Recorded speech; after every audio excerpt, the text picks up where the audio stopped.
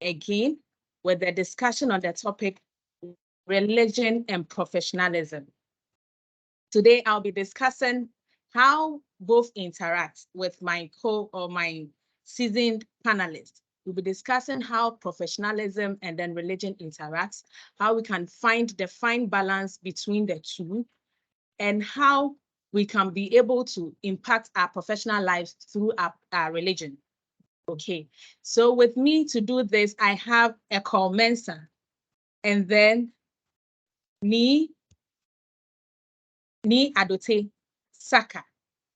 Okay, so Adotey Saka is a finance professional with extensive hands-on experience across the financial services industry.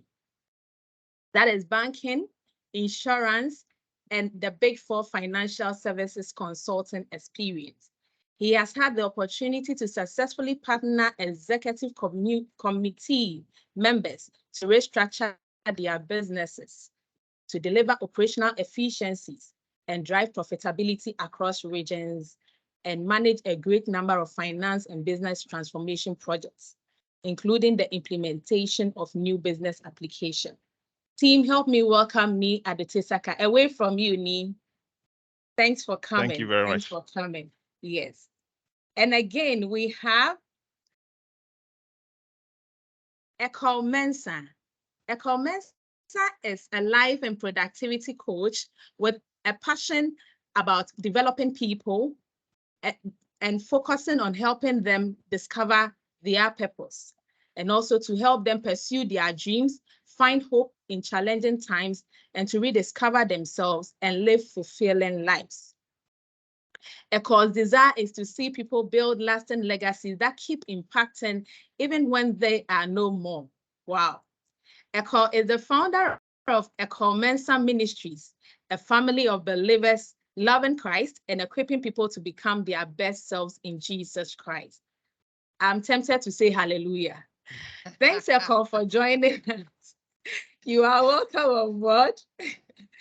In fact, the topic today permits me to say hallelujah. Of course. Okay. Yes. Okay, so to get into the discussion for today, we first of all want to understand these two words, religion and professionalism. Who is a religious person and what is professionalism? So I don't know if Ni would want to go first and then Ekow joins you. Well, thank you very much. I think one of the things that I've learned in my career in professionalism is that if you have somebody who is better placed to answer certain questions, you always defer to them. So I think maybe Ekow should start and then I would follow. Okay, agreed. There's an ambush. Agreed. Okay, Ekow, please shoot. So thank you very much. It's a privilege to be here on Mentoring Cafe, one platform I truly admire, because I think that's the elements that would truly impact and then get people to be better and to do better. So thank you for the opportunity. Today we are talking about religion and professionalism, and for me, my definition of professionalism is very simple: the ability to do your work well, to use the available resources given to be able to deliver the results that is expected, and to present yourself in a way that represents the value of the institution or organization that you represent.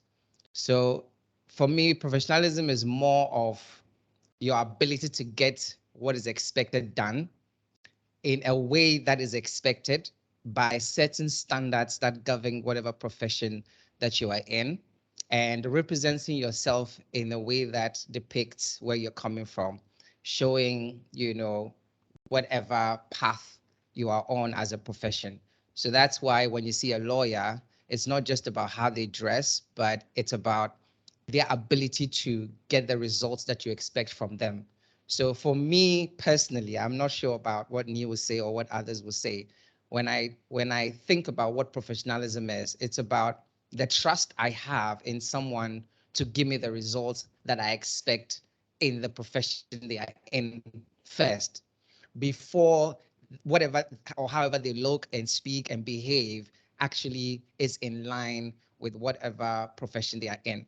So there are certain expected way of doing things with every profession, way of looking, way of presenting themselves.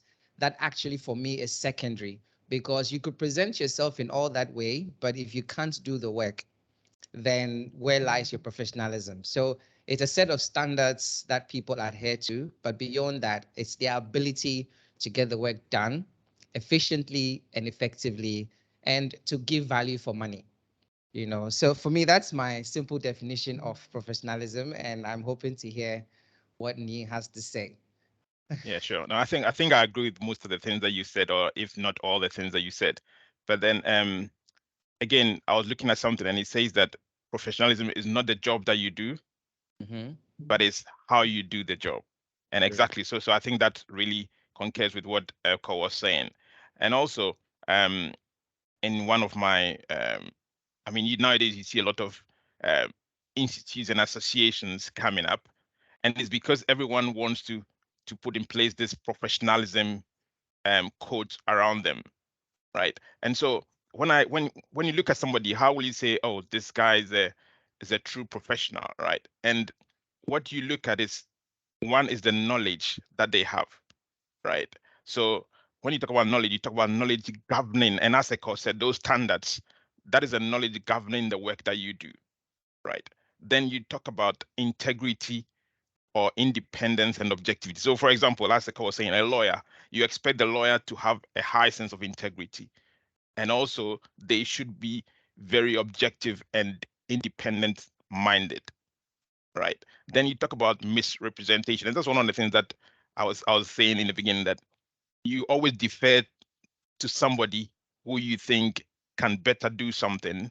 And that's what a professional does. You always defer to somebody who can do it better. And I mean, for example, in my consultancy career, if you go to a client and you even know a little bit about what they want, you do not start giving them advice, because there may be somebody, you might not be an expert in that field. So that is another thing about professionalism, where you always defer to somebody who knows better than you, basically. The other thing is your conduct. And so there are standards that govern your conduct when it comes to professionalism. And then we have work ethics and the like. And one thing that I want all of us here to first picture in our mind is that, why is it that in certain jurisdictions and countries, soldiers and athletes are held high esteem because of their professionalism? And because of some of these things that we talk about. So yes, I agree with what Ekow is saying. And you cannot just be a professional, or you cannot have a high sense of professionalism without being within these things, without certain framework governing what you do. So I agree with what Ekow is saying. Thank you both. And I think we didn't talk about religion, right? Because your question was exactly about religion as well. And I mean, exactly, who is a religious person? Yeah. Yes, exactly. And I think religion, from my experience and what I've read and heard, is that religion is where we try to use certain beliefs and practices to basically communicate with a higher being, right? And there are certain benefits that we expect to receive from that communication, right?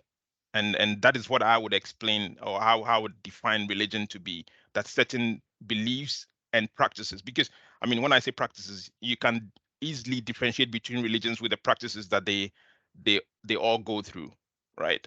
So if somebody prays, let's say 6 or 7 times a day, you know that, oh, maybe yes, maybe Christians pray that way, but maybe he's not a Christian. Yeah. But if somebody holds a rosary, you definitely know it's a Christian. These are some of the things. So they are practices and also beliefs. And maybe Ekow can add something to that one as well. Okay, thank you very much. I agree with what you said, but it's a personal thing more than a collective thing for me.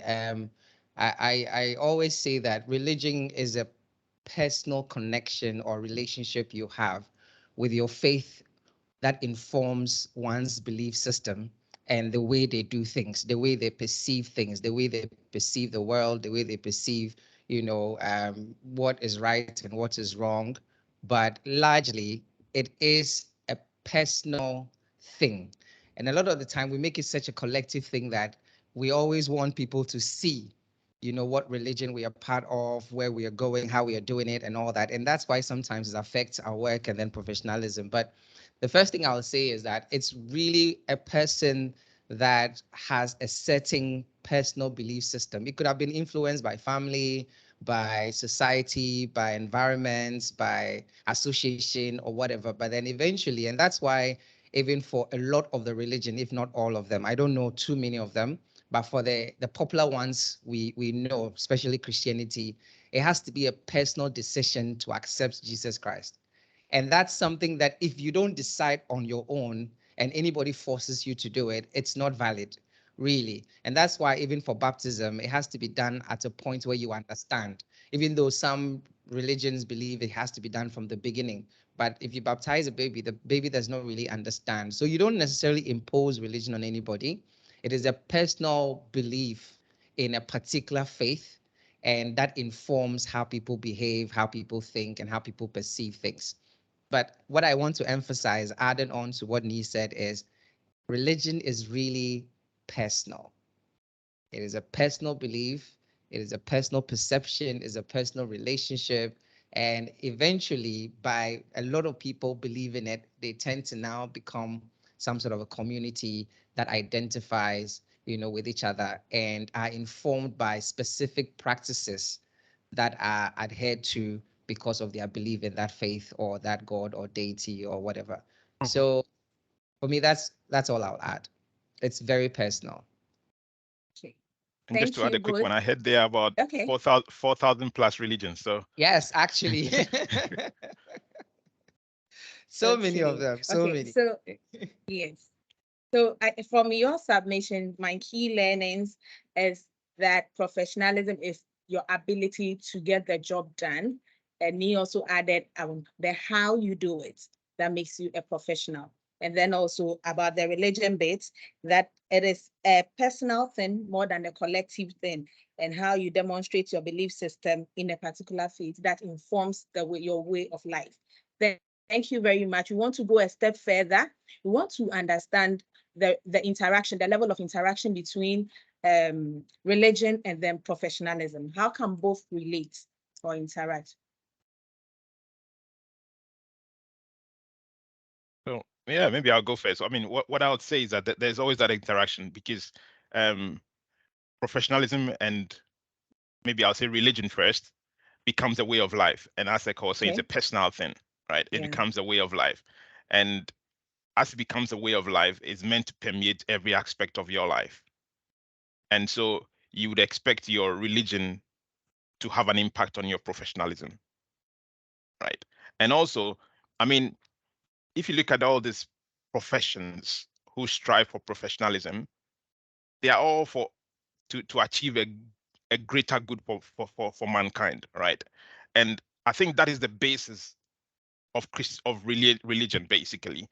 I mean, religion is always trying to apply your beliefs and practices to do something better for yourself and mankind, right? So that becomes the foundation of even professionalism. So you can say that even professionalism takes the stem, or takes its roots rather, from our religion, right? So that is what I would say, that that interaction is interwoven, and as it becomes a way of life, you expect it to permeate into your professionalism as well. So Okay, so of course, I mean, when the experienced professional speaks, the rest of us can only add on. I mean, see, the reason why when somebody does something terrible at work, and you know that this person is a Christian, the first thing you say is that, "Hey, Christian, or you say," for the benefit of our foreign audience, like, you don't expect religious people to behave in a certain way, because by they identifying as a particular religion, or identifying with a particular religion, their perceived way of things, that, I mean, there's a way that they should behave. So then when they go out of that way, you get surprised, not because they are not humans, but because they've identified with a certain religion that has values, ethics, and a way of doing things, or a behavior pattern that is expected. All right. And when you come to professionalism, or you come to work, there are ethics that guide the work we do. There are values, there are belief systems, there's a mission and vision. And I mean, like Nee said, essentially every business seeks to provide certain needs and then meet people, and solve problems for them. And everything that we do is guided by certain values, ethics, especially at work. Now, your religion helps you to easily live by these things and be honest, be a person of integrity, be a person that is responsible, be a person that can be trusted, and by being religious, people naturally believe that you live by these things. So then it actually adds up to the trust that people have. And because of that, you actually tend to attract a lot more opportunities. And then your path of growth at work becomes a bit easier than if you were not religious. But then unfortunately, that's not what we normally see. We actually do see people's religion interfering with what they are actually supposed to be doing at work.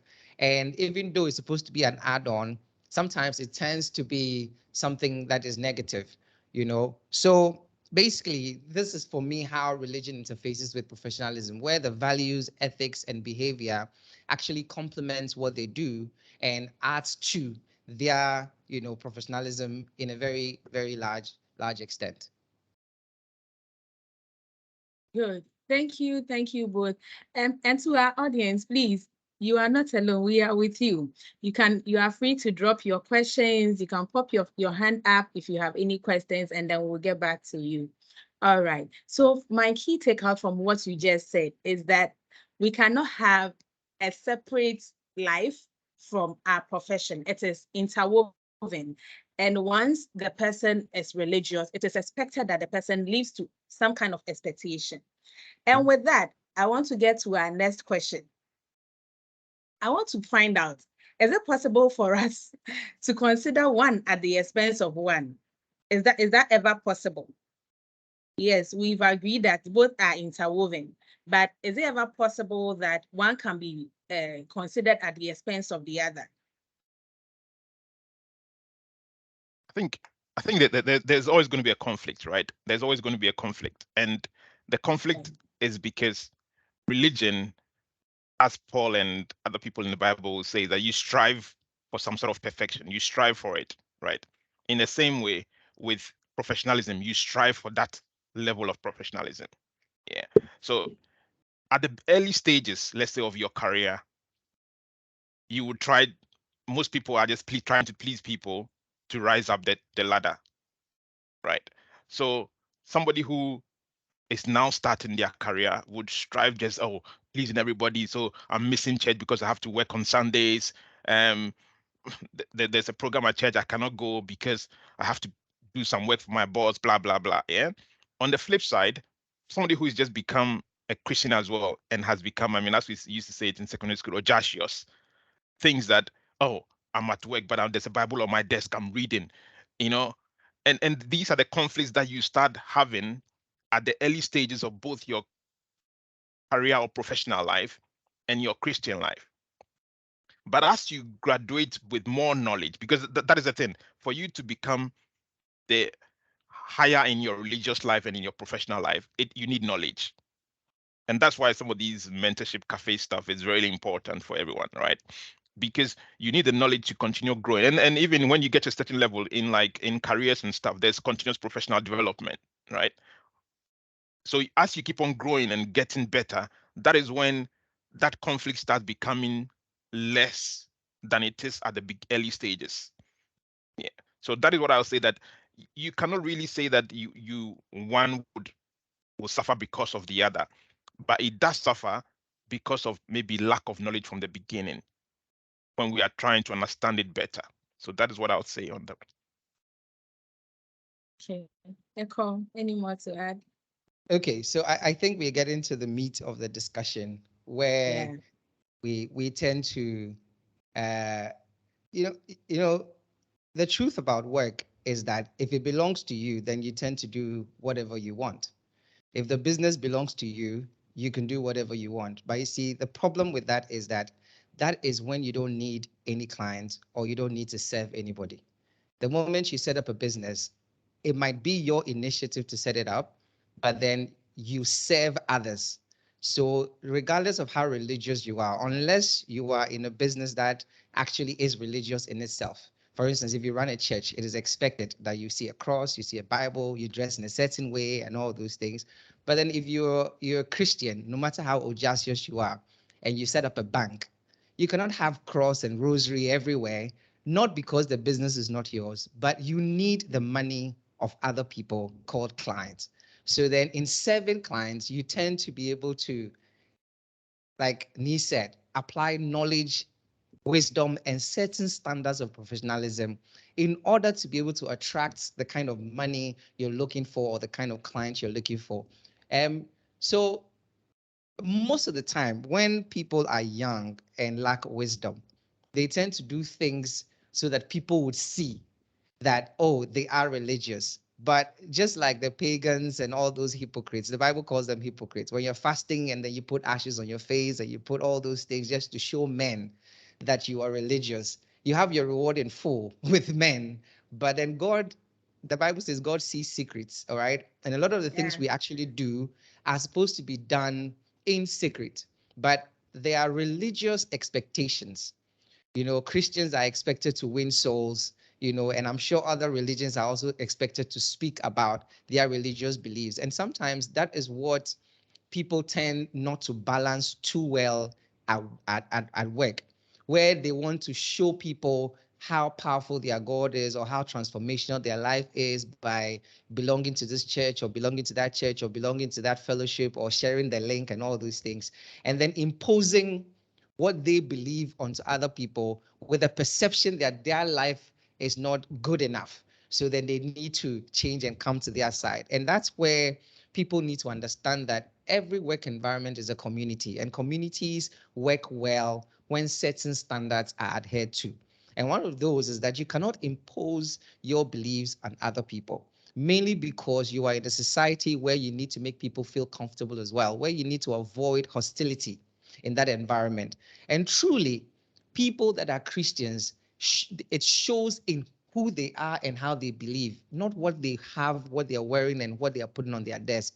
And for me, those are very pretentious. It's very hypocritical. And it's not just me saying it. I can give you quotations that actually say in Matthew 6:16-18, it says that the more you show forth who you are and what religion you are, the more hypocritical you're behaving or you're becoming, because being a religious person should show in the way you treat people, the way you act, and most importantly, the way you do your work.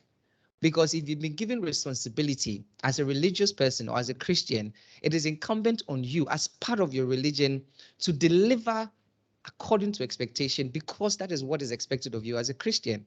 So by doing your work well, by living the kind of life that depicts the kind of religion you are, by speaking in a way that does not, is not in conflict with anybody's belief system or whatever, people tend to admire and you tend to inspire other people. And then from their own curiosity, they tend to ask you all these questions. And then that's how you influence people.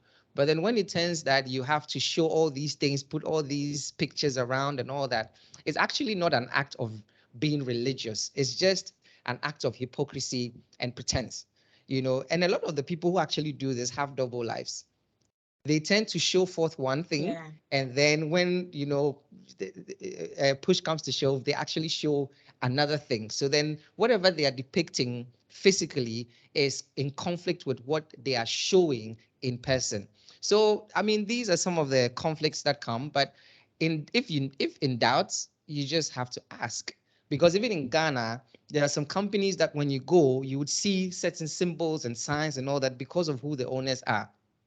And every company is guided by certain principles. If you don't know what is acceptable, the best way to do, the most religious way to do, is to ask. And I'll just conclude on this. When it comes to work, it is powered by our choice. Nobody is forced to work anywhere, you see. So then if you decide to work in a certain workplace or job, the policies actually supersede your religious way of doing things. And it's acceptable in all religion, honestly, because you are coming into an environment that is guided by certain policies, ethics, and principles and all that.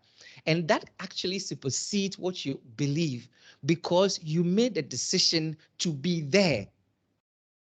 Nobody forced you to be there. So then when you entered and you realized maybe there are some things you wouldn't know, but then, and you didn't also ask, but when you entered, you realized that certain things are prohibited. Maybe you don't have to pray. Maybe you don't have to wear hijab. Maybe you have to come with your Bible. You don't automatically start being upset and then throwing tantrums. No, it is a decision you made. So you can also make the decision to leave the company. But sometimes, there's a conflict between our own survival and then what we consider as a good job, and then what our religious beliefs and practices are. And then sometimes we try to impose these things on people and the environment that we work. But I'll go back to my first definition of professionalism, and that is your ability to get work done in a way that is efficient and effective. And that's the reason why companies actually sometimes change their policy to accommodate people of value. When you work in a place where you are the only person in the entire country that can deliver the solution they want, they would actually change their policy to accommodate you in a way that you still deliver that solution they want. So if you're not good enough and you're throwing yourself about because of religion, that's very sad, actually, because if you can easily be fired and replaced, then what gives you the sense that you can throw yourself about and do whatever you want because you feel that, yeah, this is your religion and you need to let everybody know?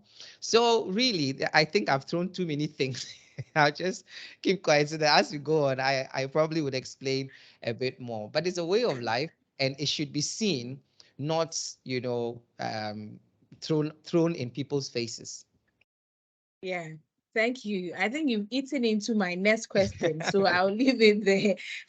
I'll leave it there. So how do we draw the fine balance? Because now we've established that there's a possibility of creating conflict between the two. How do we draw the fine balance to say that, yes, I'm being professionally religious or religiously professional? How do we draw that line? I think from my perspective, right? One of the things that I would say is to draw the line, you need a lot of planning, right?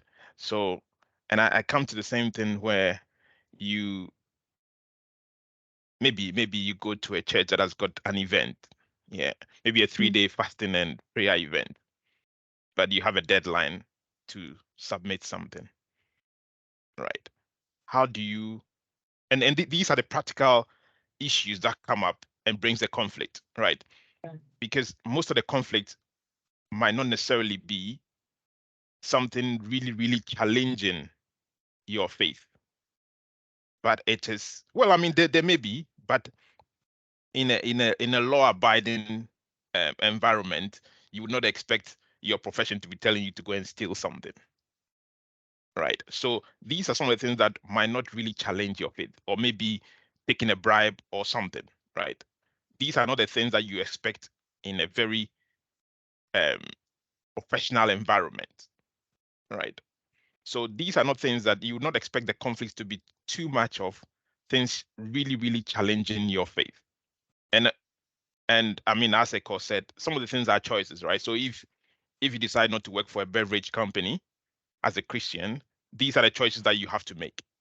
But when you get into that company after making the choice, the challenges that come up will be more of things that take your time, or the practices that you have to do both from your religious side and your professional side of things, right? And what I would say is that to navigate these conflicts, most of it is about planning. Yeah. So I once had a conversation with one of my executives, and what he said is that, why is it that a certain group of people, right, they are never proactive about things that they do? So let's say you see two people coming to work, they both have a wedding anniversary that they need to celebrate, let's say in a week's time. Yeah. One person would tell you, let's say 2 weeks before, that as for this month end, I will not be able to be here on this Friday because I have a wedding anniversary. The other person will tell the wife that, oh, don't worry, I'll go to work and see if I can get time to come to meet you up. right? And these are the things that I want to talk about when it comes to planning, that most often than not, if you plan well, you end up eliminating these conflicts, but we do not plan well. You see, so back to my my example about a church event. If you need to go for a church event, you need to, that's why we have holidays. You can take your holidays, you can plan with your bosses that I will not be here, or I'll try and catch up here and there. But these are the things that we don't usually do. So that is how I would say there's some of the ways to navigate the conflicts that we would face between our religion and our professionalism. Thank you, Nee. Okay, thank you. Ekow, any more to add? Well, I mean, lack of knowledge, my people perish. And I'll be a bit biased because I'm a Christian. So then the examples I would use would probably come from the Christian religion. But I'm in no way imposing it on anyone. So, and I think it actually works, if you think about it. Lack of knowledge, my people perish. And to add to what Nee said, planning is one of those challenges we all have. Especially when you are planning ahead and then making concessions and all those things. And I think it's at the heart of anyone being professional. When you call people professionals, it means that they arrive on time, they do things on time, and then if they are not able to come, they call you, they communicate effectively. We know the elements of what makes somebody professional, and time is one of those things. And that's why even companies make concessions for some of these things in giving you loans, and I mean not giving you time off, leave days, and all those things. And then that's why no company runs 24 hours. You have a start time and you have a close time and all those things. But mostly it's because we don't have adequate information, and then we don't also plan properly and especially ahead of time. Some churches by themselves also randomly come up with events whenever they feel like, or whenever they want to raise funds.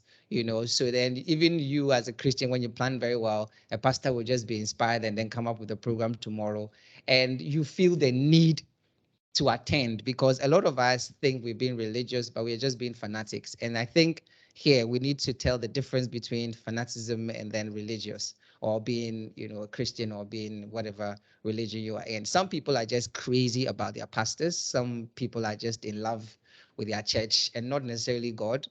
Because missing one church service or one program does not make you less of a Christian or less of a, it's funny how we behave, but I think it's an intentional mindset, game that people tend to play on people's vulnerability, by making them feel like if you miss one service, you're doomed for the rest of your life. But that's not really it, because you see, when you're going to be judged, you're actually going to be judged on the demonstration of the potential and gifts that you were giving. And that is actually shown um, uh, uh, in the parable of the talents. And work is a place where you tend to demonstrate the potential, the gifts, and the knowledge and expertise that you have. So then if you're not putting your best at work and then showing what you can do that makes you exceptional and glorifies whatever religion or God you serve, then I mean, anyway, I told Na that if it gets here, I probably be very upset about, because we feel that being religious is consistently being in the midst of religious people and religious setting. But doing your work well is actually a demonstration of religion, because it is a way of showing that when you're trusted with something, you're able to deliver. So knowledge is very, very important. Knowledge before you get into a job, knowledge whilst you are in the job, and even knowledge after you leave a certain job. So before you get into, that's why there's always job description and available information for you to go through before you accept, before you even do an interview with a company. You need to know what the company is, who the company owners are, what the shareholders are, what their beliefs are. You can't get into a company that probably is diverse, where there are, lesbians, gay, and all that, and then start trying to convert all of them because, for you, your religion says it is wrong. That's not being diverse. You knew that before you went into it. All right. So then you need to be able to accommodate people and be able to figure out ways of living in harmony with everybody. So lack of knowledge before you take a job, and then lack of knowledge whilst you are in the job, prevents us from actually behaving in a way that is in line with whatever religious beliefs that we have. So to just add to the planning bit is knowing enough to be able to tell when to do what and when not to do what, and being wise as a serpent, as the Bible says, in the way we go about things, such that our religion is not questioned because of our behavior that is in conflict with what is publicly accepted as a way of doing things in that particular religion. Thank you. Thank you both. We have a number of questions here, and I would like us to go into them.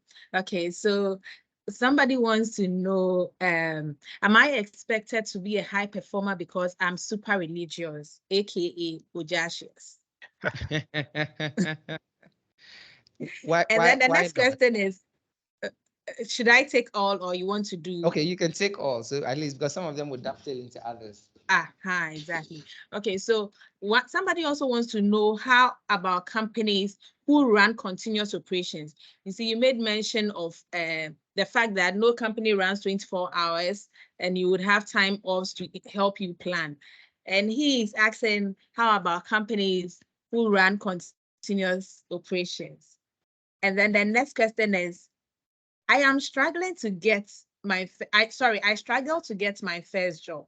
My boss is consistently asking me to do things that are not right. Example, input of wrong information to make our P&L look great.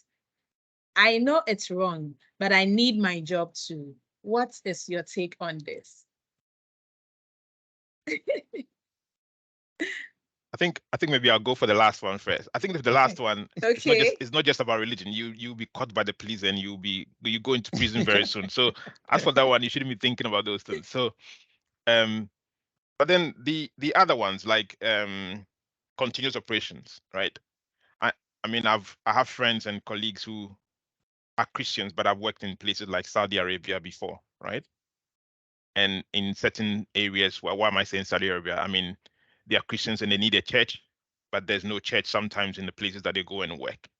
And that is just to reiterate what Ekow said in the beginning. It's a personal thing, right? It's a personal relationship that you are trying to have with that higher being or higher power, which in Christianity is, and in other religions maybe, it's God, right? So that one, even if your company is working, let's say somebody goes for a shift in the evenings or on Sundays, you're on a shift, you're a nurse, you're a doctor, these people, we do not expect them to be able to go to church or go to the mosque every time, but you expect them to be able to uphold their religion through their personal relationship with that higher being or with God, right? And the bit about a higher performer, should an adjust person be a higher performer? My take on that is that, look, to be a higher performer, it's about the things you do in your profession, right? Because there are higher performers who are not religious, right? But there is more onus on us with our religion, and much more so Christianity, to be able to set the right examples to glorify God in whatever we do. So you expect that you should be able to work hard enough to become a higher performer. So that's what I'll say quickly on these three things. But the last one, don't even think about it, because you would go to prison if you continue doing that. Okay. So I think it's my turn. Thank you so much, Ni. See, sometimes it's funny how we tend to be religious but lack faith. You see, because if you're in an environment and you are very much aware that what you're doing is wrong, what stops you from leaving? Your lack of faith that you get something that is suitable for you and your belief. So because it took you time to get a job, maybe that time that it took you, you were supposed to do something else that would be of value to mankind, but you failed to do it because you had only something that you thought was not worth, doing anything with. So you waited for an opportunity, and which you currently have, but you know that in the environment you are in, you're doing the wrong thing. So then why do you still stay and behave like you're religious? Your religion should tell you that, listen, if you leave today, you'll still be covered. All right. But if you still stay and still want to be religious and you're always in conflict and then you're not happy with yourself, you're probably going to die and still leave the job there. So think about your reasons for staying and your reasons for doing the wrong thing, because the truth is, at the end of the day, it's still your choice. The moment you become an adult, you're responsible for the choices and the consequences of those choices. So then, like Nee said, when you're caught, you are liable. So then think about that. But again, I'm being biased because I'm a Christian and most of the things I know comes from there. Colossians 3:23 says, whatever you do, work at it with all your hearts as working for the Lord, not for human masters. And that actually is one of the reasons why I don't get why Christians are not the best performers wherever they are. Because you see, the mindset is that you may be working for an employer, but then your religion tells you that you're representing a being, a higher being, and you're responsible and accountable to him. So then you leaving your office to go to church during work hours is unethical. And that is actually against your religion. You leaving the office and going to the mosque without permission is unethical. And you're not doing anybody any good by sinning whilst you want to be religious. I don't get it. It's such a conflict for me. And whenever I see people, for instance, praying on Monday morning, without permission and come to the office and apologize for being late. Like, honestly, who are you deceiving? I don't get it, because by your work, you are still glorifying a being. You are still showing forth what you've been giving. And you are actually alive because you've been permitted to be. So then what is the point of being in an environment that prevents you from demonstrating your work? I really don't get it. So being a high performer is actually a demonstration of your religiousness, because you can't be in church as a religious person and not be effective. So then if you want to be continuously religious and not work hard in your workplace, then stay in the church and be there forever, because that is where you actually perform. So find a job in church. So I know there are people whose job is to pray. Even in corporate setting, I know some companies that have a unit where they just pray. And I was actually very shocked to hear that your job description is an intercessor at work. So for somebody like that, yeah. And they have a whole unit that intercedes for the company. So then they come to work 8 to 5 and pray, read the Bible and fast. And maybe offline, I'll give you, I don't think it's even a secret. It's there. You understand? So if that is your job description, then nobody is, because do you know that if your job description is to come to work and pray from 8 to 5, and you leave it at 4 and go and pray in church, you've still gone wrong. It's unethical. Exactly.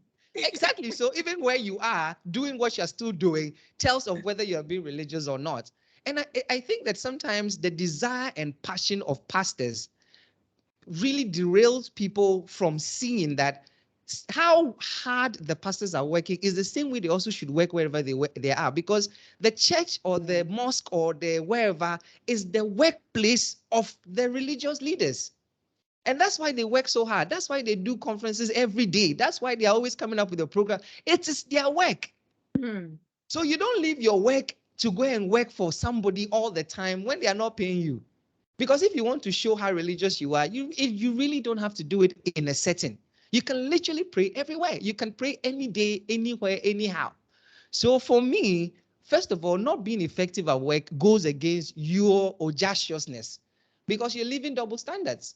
Okay, and you demonstrating who you are as a person and how religious you are should reflect in your work.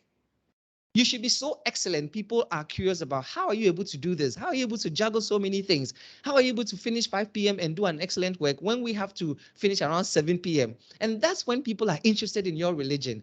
So guys, whatever you think you are, it shows in whatever you do. So then if you are shortchanging your workplace because you want to show yourself effective in church or at mosque or wherever, you are actually being unethical, and being unethical goes against the very foundation of your religion. So then what's the point? You understand? You're not a pastor. Even when you're a deacon, it's only because probably you're making enough money at your workplace. And it's not because you're so audacious. Stop deceiving yourself. If you lose that job, you will lose the deaconship. So, so what are you doing? Be effective at work and make sure that, and you see, if all professionals, all professionals say to pastors that, listen, if you start a program at 5, we cannot be there. So start it at 7 and close at 9. Every pastor would adhere to it. You see, but it is okay with them because when they put it at 4, you still leave your office and come. So why won't they continue? God is present every time, every minute. That's why there's dawn prayers, there's morning prayers, there's afternoon prayers, and witches don't only fly at dawn. Please, for those of you who think that you have to stay up late and come and sleep at the office because you are praying, it's hypocritical. Witches don't only fly, they are still there. Today, Saturday, they are there. If they are watching you, so if they want to attack you, they won't wait for you to sleep. You see, so maybe I'm going off tangent a bit, but I get very upset about religious people who shortchange their work because they think that, they have to be present at other people's work. Your church is a work for people. So you leaving what makes you money to where you actually give money, does it make sense to you? It doesn't. So thank you very much. Before I go off and then become unreligious today. Thank you, Ekow and Adotey. Thank you so much. These are insightful nuggets, and then we want to thank you once again for it.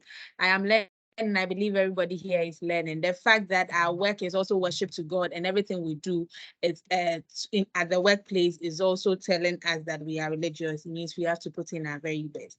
There are some comments in our comment section. I want to make mention of them. So from, is it Caleb? Yes, from Caleb. Caleb says he wants to work in the company that has prayer warriors, who hire prayer warriors. So if you can connect him to that company. And Ekia says she agrees with you, Ekow, 100%. And Na says she also has a tall list of applicants who wants to join the prayer team. So if you can employ them. So Well, they should. I mean, so we'll go I think back to our questions. Ekow will send them the job description first, and then they will see that they'll see whether they want to join or not. Yes, it's very hard work. Praying is very hard. Yes. Okay. So we want to continue. I would want you at this point to share practical experiences with us on how being religious has impacted you professionally.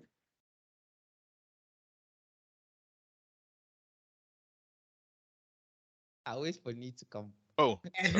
No, I don't want to appoint. Okay. No. I think so.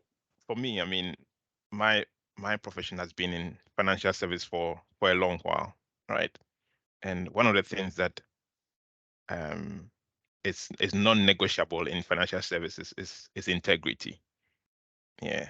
And I mean, before you get into a role, there's a lot of background checks and blah blah blah. So they never even forgive you for mistakes that you made when you were young, like maybe Christianity, that God would forgive us for our sins and things like that. So you always have to have that high sense of integrity. And I mean, for example, I've been on a panel where we're trying to get somebody in, employ somebody. She was the perfect person. And then when we were giving her the offer, we were trying to organize the start date. And she told us that, she wants the start date to be, let's say, 10th of May. And today is the 22nd of April. And because she's going on holidays. So we called the agency and said, okay, she's going on holidays, so she can start on the 10th of May. And then the agent said, oh, no, I thought she's gone on her holidays already. Just by that conflicting information, HR said, no, that is it. So your religion or your spirituality, so to say, or my spirituality has helped me to be able to navigate that integrity line, And as Ekow said as well, your faith is also paramount to the work that you do. Yeah. And there have been challenging times where you have to tap into your faith. So I would say maybe for me, my religion has helped me to be able to always tap into my faith and show a high sense of integrity as well. Also, the final thing that I'll add is more to do with decisions that you make as well. Yeah. So sometimes you make a decision about something and somebody asking you, why did you make the decision? Sometimes it's not you, it's not you. And it's difficult to explain those decisions. But it's just, for me as a Christian, I always say it's the Holy Spirit guiding me to make those decisions. And it's only the results that would buttress the reason why I say that. But for explaining these things to somebody, if the person has not tried, sometimes it's difficult for the person to understand what you're saying. But your way of doing things would definitely be guided by your religion as well. And your faith would also see you through in challenging situations in your profession. Okay. All right. Thank you, Ni. That's very good. So for me, I think that sometimes we are not able to see the difference between the practice of religion and the life of a religious person. The things that certain religions expect us to do is mostly what is in conflict with where we work, not necessarily who we are and whose we are or what we believe in. Truly, because like I said from the beginning, these things are personal, and if you're serving a God who sees everything, then what would you ever do that would be impressive to him? So it's not a difference where you have one life and then when you get to work, it's another life. It's only shows in the things you do, for which I believe most of it is informed by our lack of wisdom, knowledge, like Nee said, and then also our lack of planning and our own ineffective and inefficient ways of going about things.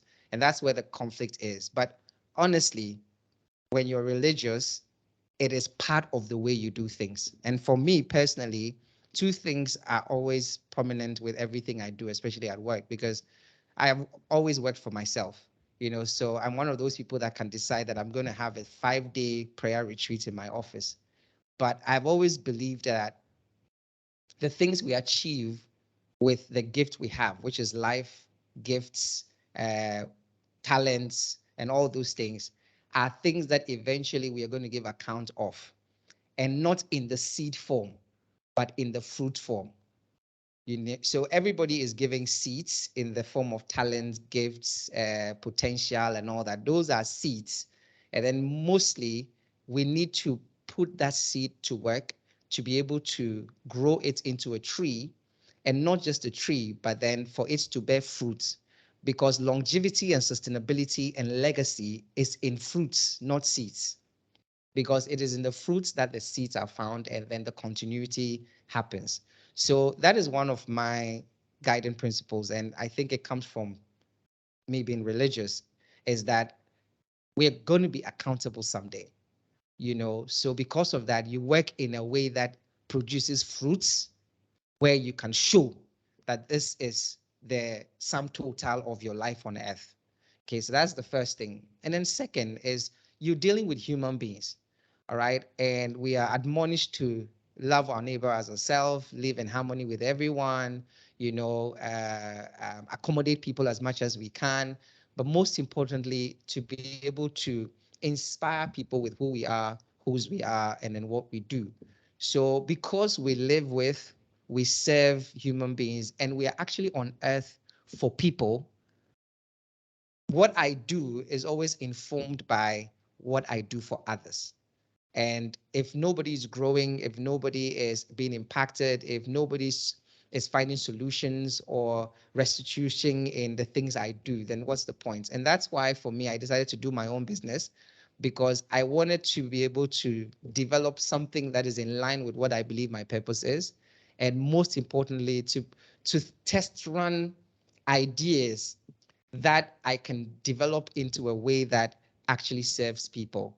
And it's not like I didn't see it in other places, but I thought if I do it for myself, I would do it the way I want to do it, and then I'll be able to see whether it works or not.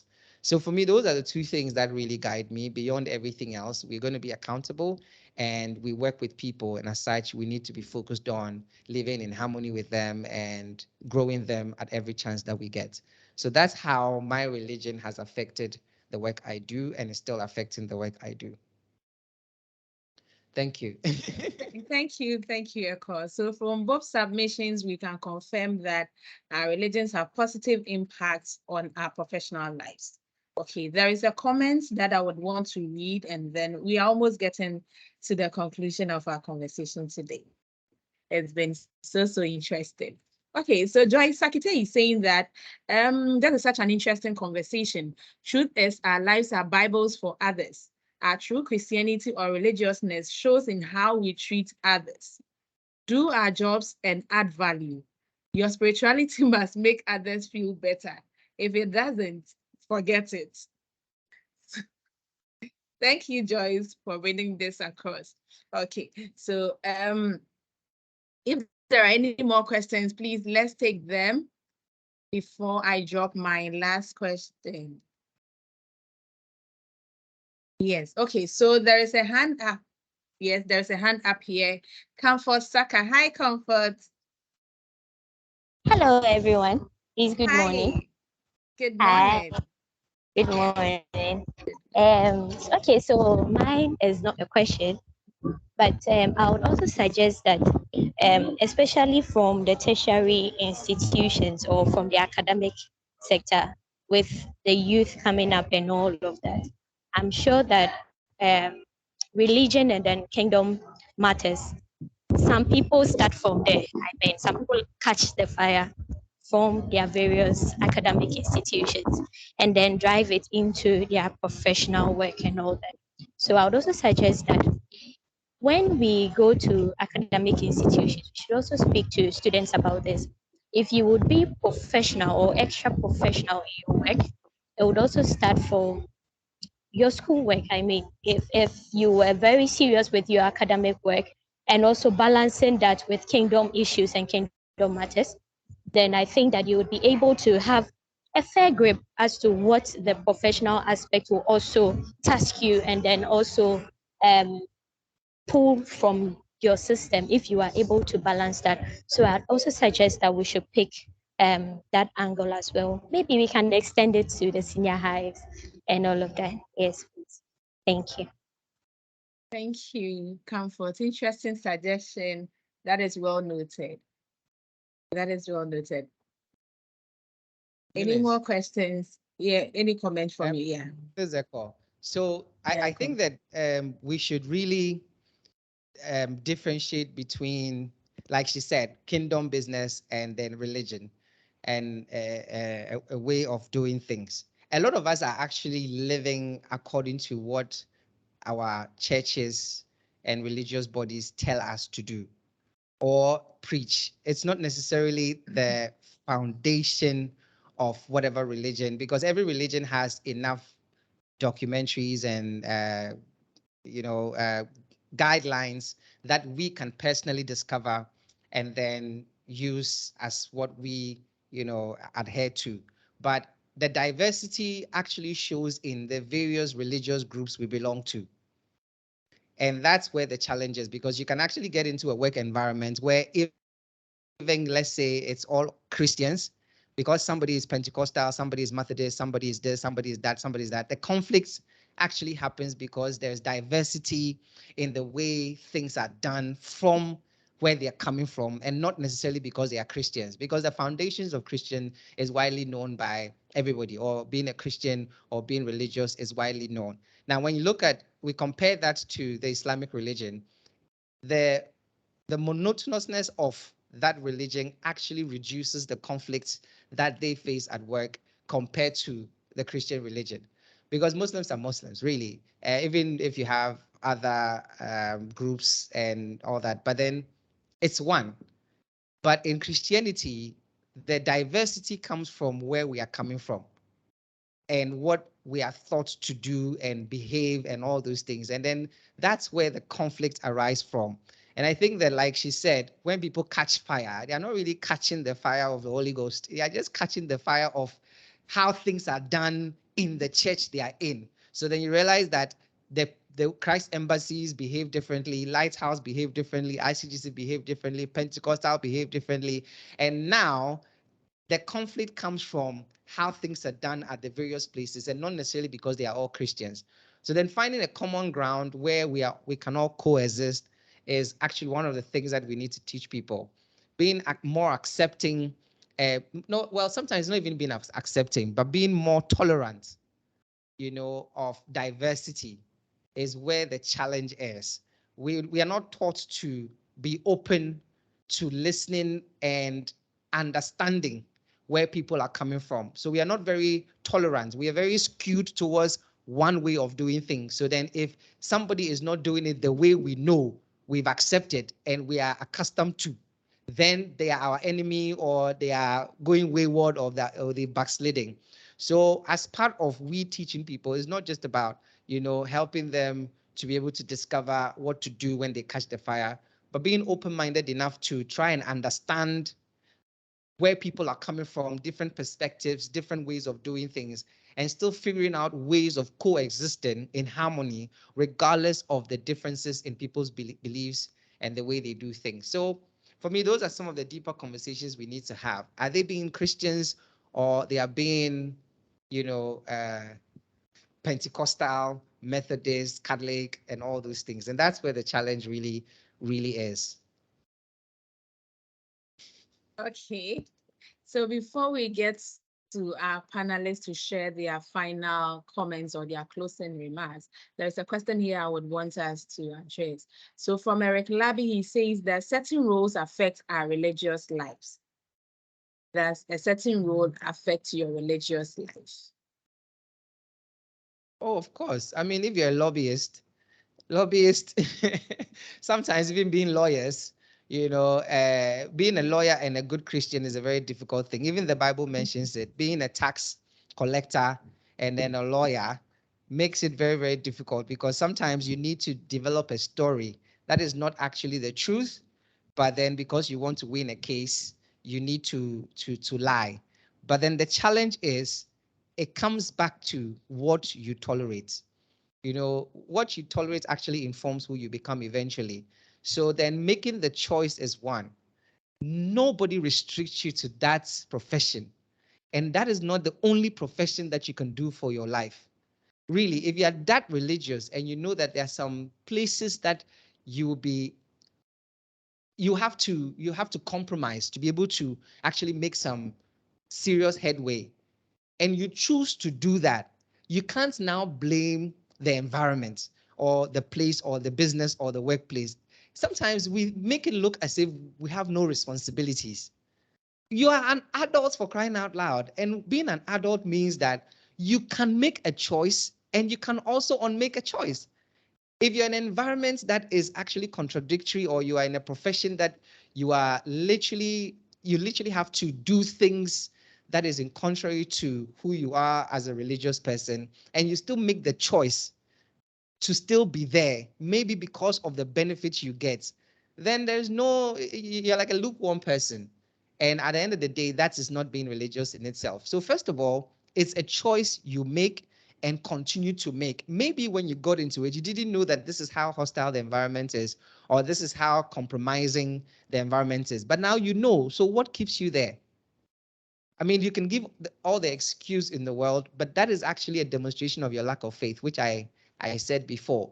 Because honestly, there are so many different things you can do that sometimes can even be more rewarding and ethical than what you're doing. But because you feel that this is the best place to make the kind of money that you are making, you still make the choice to still be there. Nobody's putting a gun or kidnapping your spouse or your children to keep you working there, but you make the choice, and then you continue to compromise your standards and your religion and all that because of the pegs that it comes with.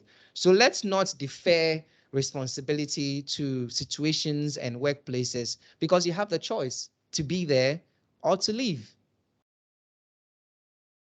And if nobody would employ you, you have the choice to also start your own business and then make it ethical enough. When I'll give an example, and I'm not trying to be biased or anything, when Ashasi started, okay, Patrick Ewa decided that he was never going to pay a bribe. He was never going to, grease any palms, and he was never going to be allowed to be called into rooms where he has to compromise his ethics and his integrity. And at that time, I don't think he was even being religious. He was just being a professional, an ethical professional. And because he set his standard from the very beginning, everybody that dealt with him in the formation and the growth of Ashasi knew that these are the standards that we adhere to.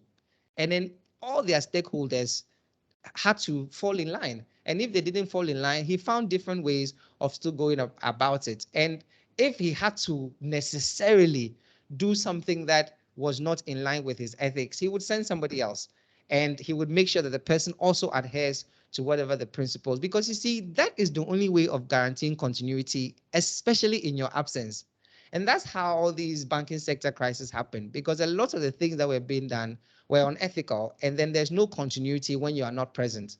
So let's be informed, and let's also own responsibility for who we are and the things we do, and let's not defer it and blame organizations and institutions. Thank you. Any comment from you, Ni? Yeah, I think the only thing I'll add is that I don't think Ekow is trying to say that you should not become a lawyer or an accountant or anything like that. But the Bible also encourages us to let our light shine wherever we are. Yeah. So you can be a lawyer and just not follow what other people are doing that is not right for your religion. Right. Oh, yes. And you also decide the clients that you take. Exactly. So your clients will tell you whatever the case is, and you can decide to take them or not to take them. So thank you. Before lawyers come after me.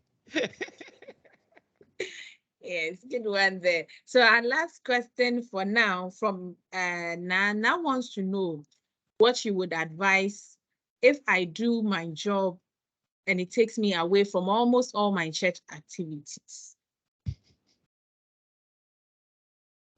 Eunice, I'm sure you can answer from everything we've said. Eh? The way you smiled after, Yes. you can please answer it. Okay, so you see, it is not about the collectivity of what you do, but the personal, taking it at the personal level. Okay, so being religious is not going to church and being involved in the church activities.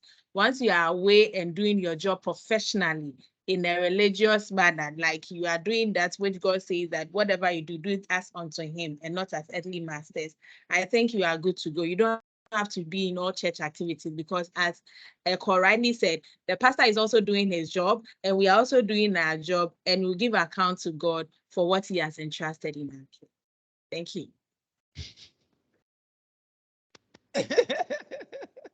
And it's a choice you continue to make now. If Exactly. you value going to church more than your work, it's probably because you don't love your work, one. And you are looking for something in church that you haven't found yet. Isn't it funny how people tend to be devoted to church and church activities when they need something, and then the moment they get it, they don't do the same? I think we're very hypocritical in our approach, but we don't admit it. For a lady that is looking for a child, or a couple that is looking for a child, will frequent the church because they believe the solution is there. The moment they have kids, they don't go to church as much. So what has changed? Your need informs how frequently you go to church. For somebody that is looking for a job, would be at every church activity. The moment they get a job, they don't go anymore. Why? Does that make them less religious? No, they were just informed by their need. So let's be truthful to ourselves. Why are you going to church so much? Because maybe you have a big crush on this single pastor and you want him to see you and notice you. You see, be frank with yourself, because even in praying, where you're not very certain about what you are praying for, your prayers don't get answered. So it's the same thing. The reason why you want to go for every church activity is probably to impress men or to have a need answered. And honestly, you can do both without necessarily being all the time in church. And honestly, I would just add this. It might be a bit controversial. When you have a lot of money, you tend to be very religious in the eyes of a lot of pastors because you tend to actually contribute to the growth of the business, of the church business, more than being present. So then your financial success actually adds up to the recognition you get even in your church. So then why don't you focus and do your work when you have to do the work, and then go to church when you have to go to church, rather than devoting all your time being overly present at church and not contributing financially? Does not impress your pastor. And this is what I don't mind being quoted for. So focus and get work done when you have to do. Give to Caesar what belongs to Caesar, and give to God what belongs to God. Don't be a hypocrite. Thank you. Thank you too. There's always a balance, yeah? Always make sure you balance it. There's always a balance. You should always find that balance. Okay, somebody has just sent me a WhatsApp message directing a question to you, Ekow. He says that, which of the two must I prioritize? Which of the two must I prioritize? Which of the two, as in work and then religion? Exactly. Yes. Okay, let's go back to the beginning of life. Okay, for those of you who believe in Christianity and how the world was created, out of the 7 days, how many days did God work? 6. Exactly. And how many days did he rest? 1. That should inform your decision. Listen, if your work is not in church, you have no excuse to be spending all your productive hours in church. Truly, because there are some people that are paid to be in church all the time. Did you know that? I mean, if you love church so much, find a way of earning your livelihood from there. Nobody is stopping you. You see, if you love church so much, find a way of earning your livelihood from church. There are instrumentalists that are paid full salaries with benefits in church. There are choristers that are paid full salaries with benefits in church. Pastors are paid full salaries with benefits. So nothing stops you from being in the church. And even looking at the church or the Islamic religion or whatever, they don't do church all the time. You see, their administrative side of church, their human side of church, their relationship building side of church, their legal side of church. So the pastor doesn't preach all the time. So there's time for everything under the sun. That's what the Bible says. And if you misplace priorities, you can't blame God or being religious for being, you know, I won't, it's a public forum, so I can't use certain words. But the truth is, listen, even God, when he decided to create the world, worked 6 days out of 7. And then he has also made it in a way that there is time to be in the midst of people. We mistake coming into the presence of fellowship with being religious. Getting into the midst of other people is not an act of religion.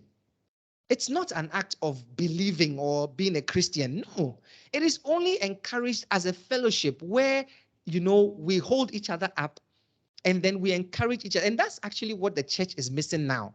There's no fellowship in churches. It's only cliques. So if you don't belong to a clique, you don't feel at home in a church.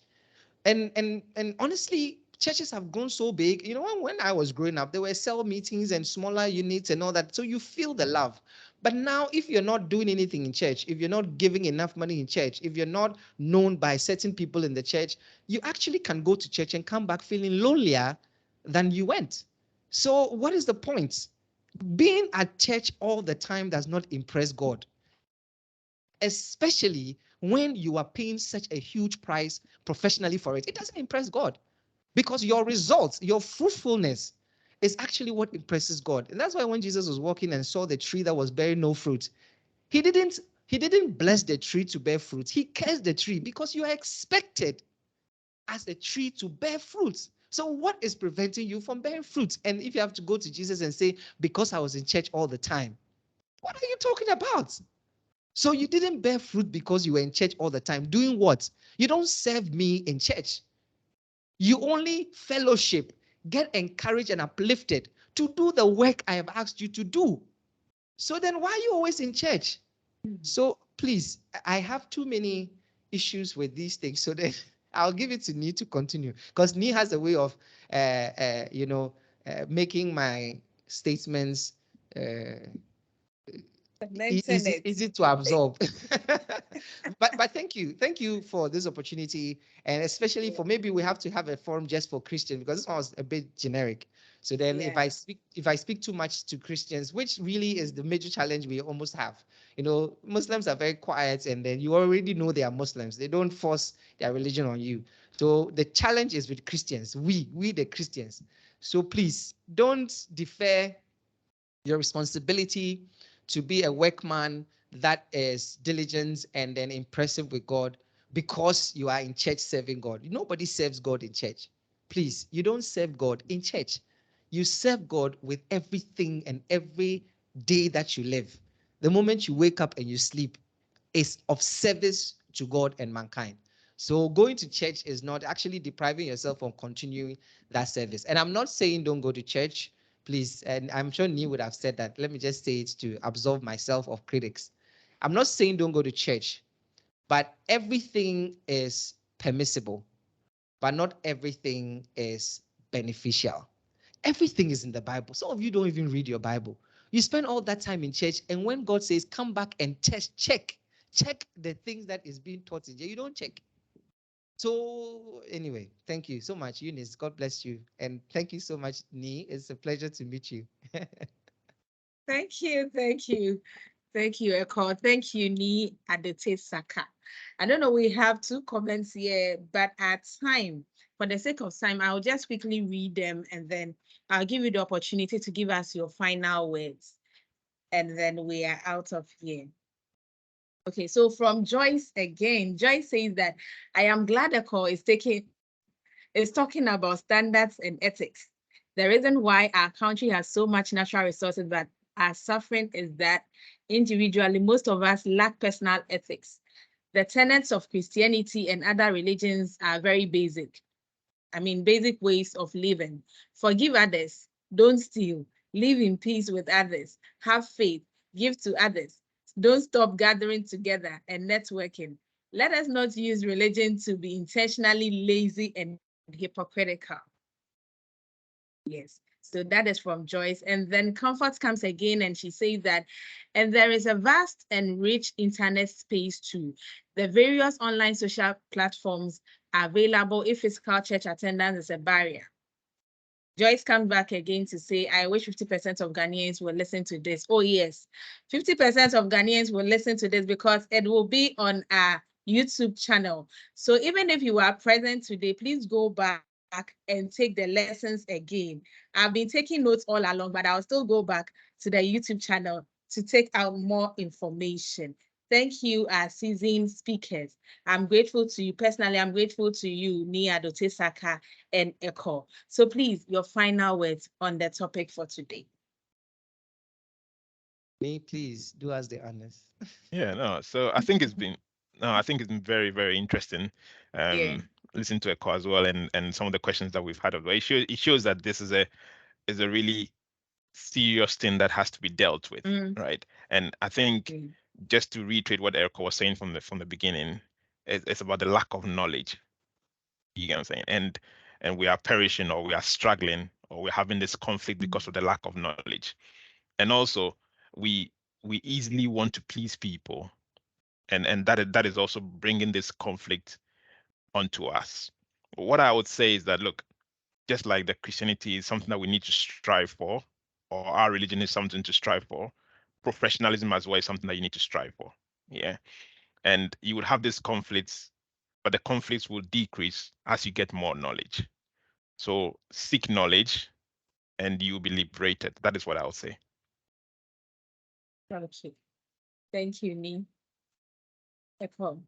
Okay, so thank you so much, Ni. Seek knowledge and you will definitely be liberated. I would just say one more thing, which is if you truly, truly want to please God, go to the parable of the talent and then read that parable very, very well. Because you see, everybody has been given something. Nobody is useless. Nobody is without gifts, talents, potential. And I always say that job is only an opportunity to demonstrate your work. It is only an opportunity to present value in an environment that gives you the opportunity to do that. But if you don't have a job, it doesn't mean that you cannot work. Everybody has work that has been given them to do. And if you truly feel that the work you've been given to do is stationed in church, then find how you can be in church all the time and still make a decent livelihood. Because you don't impress anybody, especially God, by spending all your time in church. You don't. So please, and please again, make sure that whatever you've been giving, as long as you've been given an opportunity to demonstrate your work, your professionalism, do it in a way that actually brings glory to God. Because if you're excellent at what you do, you don't have to tell people you're a Christian. They will find out. You know, they would even predict that, oh, this guy Charlie, the way he's working, the way he comes to work early, the way he's always, on point with his delivery, the way he's always curious about how we can grow this business. Charlie, which church do you attend? Let people ask you that. Just by sticking posters and all those things on your cars, your desk, and your book and Bible, and what is that? I mean, can you imagine you being terrible at work and still sticking all these posters around? What are you trying to do? Like, why are you making it such a difficult thing for us all to be Christians? You are terrible at what you do and you are showcasing that you're a Christian. Hide it. Stop it. You understand? When you are excellent at your work and you're bringing value to the workplace, you don't have to tell people you're a Christian. They would know. So by just saying it, it shows that there's a problem. By showing it, it shows that there's a problem. You need to live it and not necessarily, shove it in people's faces. So please, that's what I'll share. Go back to the parable of the talents, read it very well, and then ask yourself, are you producing fruits? Are you multiplying the talent you've been giving? And are you bringing glory to God? And that's what I'll say. Thank you so much. Thank you, Ekow and Adotey. Thank you so much. Now we all have an assignment to go back to the parable of the talents to read and find out whether we are living fruitful lives. Thank you. Those were very, very powerful nuggets. I know if I'm not taking anything away, there is one thing I'm taking away, that God is not pleased or he's not impressed when I sit throughout in church, but he is impressed when I'm fruitful and add value to what I do. Thank you very much. I want to take this opportunity to also thank Na. Na, thanks for putting this together, because I never have enough of all the discussions we have here. Because every time, every discussion we have in here, I want more. I wish we can have a part 2 of this very one, but thank you so much for carrying this vision along. And hooray! I want to also remind the team of our upcoming workshop. Hey, our upcoming workshop, Mentoring Cafe Workshop 2023, is coming off on the 20th of May. Please, if you've not already registered, please go ahead and register. And please, you are free to register for other people too. You are free to share the link. Share the link. You are free to share it and invite people. So we have slots for 100 cedis and 200 cedis, and these are the offers. So thank you. I know we are going to have more discussions. It's an in-person session, so I'm sure that we are going to have a lot of opportunity discussing topics of relevance. Yes. So in the absence of any further questions, additions, and submissions, I want to thank all of you for joining the team today to have this discussion. I believe we are going to be transformed after this session. All the lessons and the notes we've picked up, we are going to practice them, and I'm sure we'll be better versions of ourselves. Thank you very much once again, my honorable gentlemen. I'm proud for playing host to you too. Thank you very much, and see you in our next month's session. All the best. God bless. Thank you, Eunice. Great job. Nice to meet you. Thank you. Same here. Thank Bye you. now. Take care. Bye. All right. Okay.